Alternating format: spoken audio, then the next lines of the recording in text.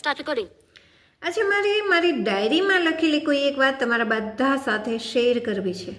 અમે લોકો જ્યારે હોસ્ટેલમાં અભ્યાસ કરતા ત્યારે અમને જે સારું લાગે, અમારે કંઈક સાચવીને રાખવું છે, એ વસ્તુ અમે બ્રેઇલ લિપિમાં લખતા હતા.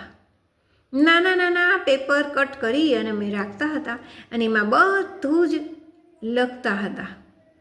આજે એમાંથી જ એક વાત મારે તમારા બધા સાથે શેર કરવી છે કે અમે એક રૂમમાં 6 બહેનો રહેતી હતી.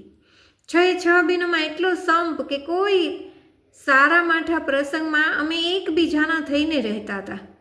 ધારો કે કોઈ બીમાર પડ્યું તો આખા રૂમની જવાબદારી કે રેક્ટર પાસેથી એનું જમવાનું, એની દવા, એને હોસ્પિટલે લઈ જવાનું, એના અસાઇનમેન્ટ લખવાના હોય તો પણ અમે લોકો એકબીજાને સપોર્ટ કરતા. કેવો હતો અમારો આ સપોર્ટ! અને આજે અમે બધા અલગ થઈ ગયા.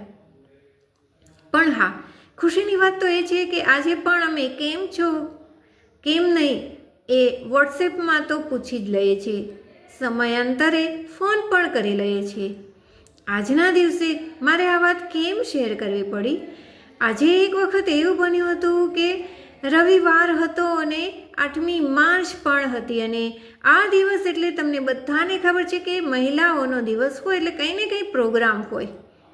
હું બીમાર પડી હતી, મને ડાયરિયા થઈ ગયા હતા અને મારાથી ચલાતું નહોતું. મારી જ એક ફ્રેન્ડ પ્રજ્ઞા, જે મારા માટે લીંબુ શરબત લાવી હતી અને મેડમને કહી આવી હતી કે મેડમ એ મજામાં નથી એટલે નહીં આવે.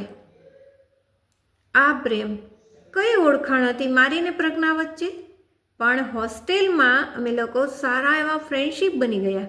આજે એ પ્રજ્ઞા મારી સાથે કોન્ટેક્ટમાં પણ છે અને મને મળવા પણ આવી હતી. થેન્ક યુ ગોડ કે તમે મને આટલી સારી ફ્રેન્ડ્સ આપી.